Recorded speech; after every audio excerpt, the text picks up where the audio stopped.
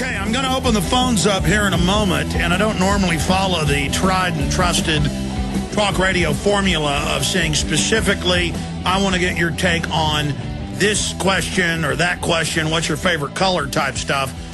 But I do occasionally throw out specific questions for listeners because I really want to get your view on it, your idea. It really helps stir the debate and the mental juices. And so I'm going to throw that question out and give you the number here in just a moment. We're going to take a lot of calls in the second half of this hour and for part of the next hour. But just finishing up with Pennsylvania. It was just a few weeks ago that they tried to ban in Ohio several mainline libertarian and conservative groups having Constitution Day rallies. They told them months ago, no, you're not allowed to do that. We think you're basically hateful and evil. And a federal court had to overturn that. And who do you think's giving these reports, though, to the local governments? They have all these seminars and meetings with the feds and with foreign groups that come in and brainwash the police, brainwash our military, and tell them, oh, people that don't like what the banks are doing, the big central banks, they're terrorists. People that don't want to give up their guns, they're terrorists. Oh, this state representative, Daryl Metcalf, why, you know, he was on a secret terror database list, and they were being surveilled. But the federal government and the state government couldn't get their own federal officers to break the law and spy on these people. And so they hired a foreign Israeli company to do it. And that's now major news in Pennsylvania. But when you look at the national news, it's nowhere. So this is much bigger than the Homeland Security and MIAC reports of last year. I mean, these reports were saying these are potential terrorists. They may attack. And the reports went on to say, when you protest taxes, that could hurt the government. See, because the government has its policies separate from the people. No, we the people are the government in this country. But shifting gears, here's the question I want to throw out to the listeners. We have a wonderful country. The United States isn't perfect, but it's been the freest, most wealthy nation in history, and it's proven that the free market and the Constitution, Bill of Rights, really works. And we know both Republican and Democratic parties have been bought off in almost every level, state and federal, by big multinational corporations who get their profits basically off corporate welfare. And we know that they're trying to pass laws to restrict family farms, ranches, industry in this country through the carbon taxes that they don't control. And it's stated by them. They want a post-industrial U.S. White House science czar John P. Holdren talked about that 2 weeks ago. He talked about it again this week. They don't hide that that's their policy. And the Democrats are all for it. Republicans are sometimes undecided. You know, they play both sides. But you notice this agenda just continues to march forward. So here's my question. Last week, you saw John Boehner, the Republican House leader, and others get up, not wearing their suits and ties, and regular guys, regular gals with their shirts rolled up in that PR stunt with their pledge to America, kind of like the contract for America from 1994 with Newt, never saw a global carbon tax I didn't love, Gingrich. Why Republicans praise him, I don't know. Why Republicans like Schwarzenegger, I don't know. It's because you're bamboozled, or you feel like you're a winner because you support them. And it's like Democrats that support Clinton or Obama. It's like you've lived vicariously through them, and you've got the winning team or whatever. But my question to you is, we're seeing a major political realignment, one of the biggest in our 230-plus year history. We know the people are really waking up. We know the polls show that Republican candidates that are pro-establishment or seen as establishment are losing in the primaries 9 out of 10 times or even more. We know pro-establishment Democrats are losing in the primaries. We know the Democrats are set to lose the House, maybe even the Senate. But will conservatives feel so good and like they've accomplished something when they take control of the House? Will conservative activists go back to sleep? Or will you continue to really talk about the real issues? Look, 5 years ago, it was off-limits, taboo, persona non grata to talk about world government, the Council on Foreign Relations, big central banks, UN, population reduction. All the big neocon talk show hosts said it didn't exist. You were a lunatic. Now we've come so far, every night on Fox News, you can watch Glenn Beck for an hour, read government documents about how they want to set up a world government and kill 80% of us. And like Glenn's been saying, here, I'm just reading what they said. I mean, that's all I've ever done. Don't believe me? Go check out what I've reported here, what I've shown you, what we post links to at Infowars.com and PrisonPlanet.com. So, do you think we can save this republic? I know we can if enough people realize the power they have and take action. But if we're going to be bamboozled, like the left was by Obama, bringing hope and change, you notice things got worse. And now the Republicans get back in. You know, will they actually reverse all the major tax increases, the expired Bush tax cut? Will they shoot down carbon tax? I remember just 8 months ago, right before the Copenhagen Treaty, or I guess now time flies, 10 or 11 months ago. Man, time flies. Back in November of last year, most of the Republican leadership was saying, yeah, global warming's real. We better pass the carbon tax. It passed the House. Now they can't run far enough from it. But before, big special interests were coming in and paying them off, just like Democrats, to go with these carbon taxes that are paid to set up the new IMF World Bank global currency called the Bancor. It's now public. No more denial. And to allow the federal government to selectively decide who can have a factory, who can have a business, who gets selectively enforced on, who gets left alone. I mean, that's the big enchilada for these type politicians that like to be basically politically bought off with campaign contributions, is to be able, like mafia dons in Chicago or New York, to decide who gets to have a business and who doesn't. So my question to you is, how do we ensure this awakening continues and doesn't get co-opted? Because the Tea Parties are great people, but you've seen the RNC come in and take on the Tea Party's political coloration of being constitutionalist, anti-New World Order, anti-globalist, you know, strict national sovereignty advocates. You've seen all that rhetoric.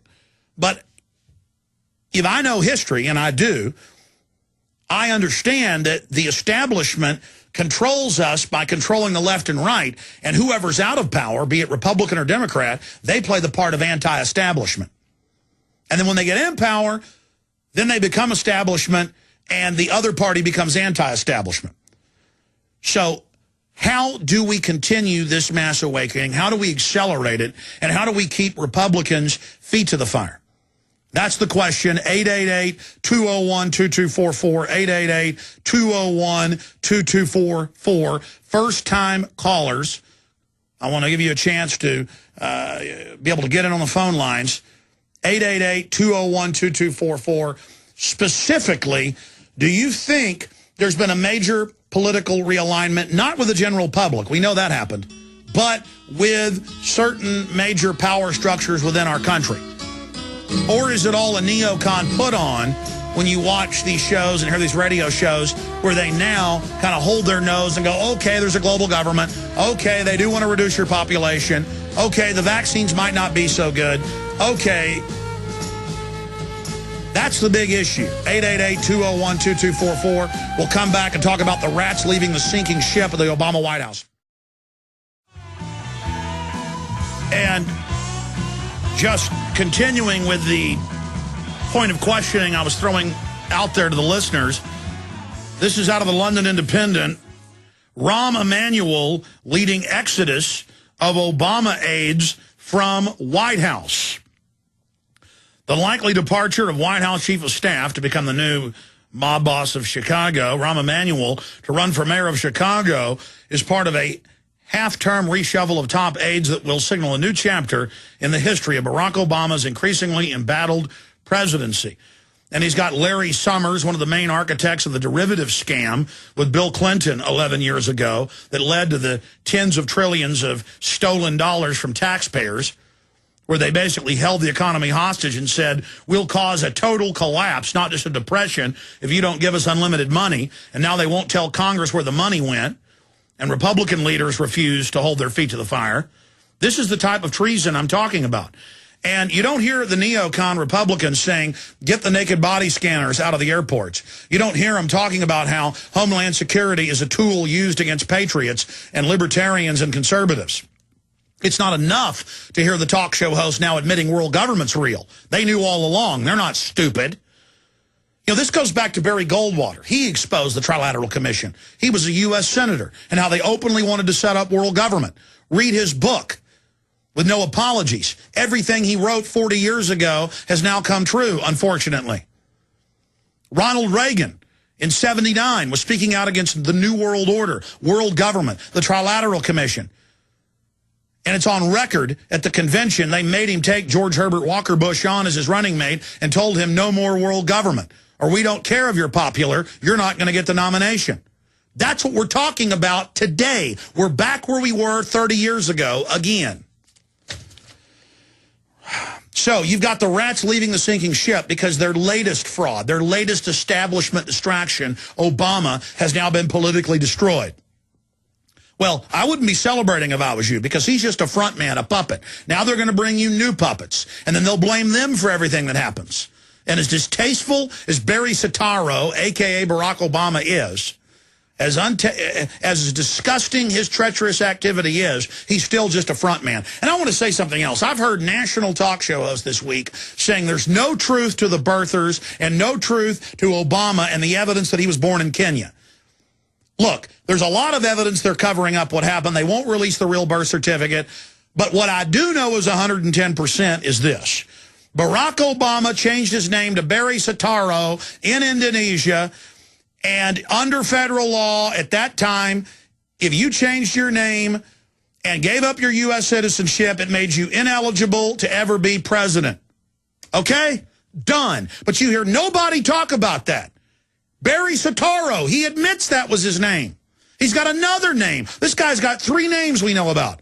Meanwhile, his aunt's on national television saying, I'm an illegal alien, I get 3 welfare checks a month, but you owe it to me. All right, I'm going to shut up. The point is the rats are leaving the sinking ship. Famed Obama hope poster artist losing hope. The guy that does all those Obey T-shirts and the rest of it, the artist whose poster Barack Obama became a rallying image during the Hope and Change election in 2008, says he understands why so many people have lost faith. In an exclusive interview, Shepard Fairey expressed his disappointment with the president. Well, what do you expect? He's financed by the same people as the Republican leadership. By the way, that Hope and Change poster was a 1940s-style copy of posters used in the Soviet Union for Lenin and Mao. Lenin, Mao, was used in China, Russia, you name it. Joseph Stalin. It's disgusting. They're telling you what they were going to do. Okay, I'm going to shut up and start going to your calls. But my specific question, if you just joined us, is what's going to happen when the Republicans get in? How do we hold their feet to the fire? How do we force them now to cover more and more of the real issues? They've started to do it. Major groundbreaking things are happening. World government is now being admitted. World currency is being admitted. The fact that the environmentalist leaders are a bunch of eugenicists, would-be population reducers, a bunch of control freaks who literally want to collectivize everything, that's finally coming out. But is it just an election year stunt to sell the grassroots that's awake on voting for Republicans? Will it take a real third party to stop this? Regardless, we've got to move towards the states. 10th Amendment, nullification. You get 60% turnouts in presidential runs, 40% in off-year elections federally, 8% state average locally. We need 60% with the state elections, and to take our states back, that's how the founders designed it. Okay, let's go to Michael in Florida. Michael, welcome. What's your view? I agree. Basically, I don't think that the Republican Party is going to make any adjustments as far as progressing us in any way that we're going to do good. You know, the economy's bad right now, and neither party is really going to do anything, and it's just unfortunate. Well, the Republicans should have said zero increases in taxes, zero, allowing any of the Bush tax cuts to expire. But instead, they've basically not put up enough of a fight, in my view, and allowed the tax cuts to expire. The Democrats have now basically punted, and so those taxes are set to come back into force next year. And it's going to be hard for a Republican-controlled House with a Democrat-controlled Senate, which it may end up being that way, to reverse those. And if you think our economy's dead right now, wait till those tax cuts expire.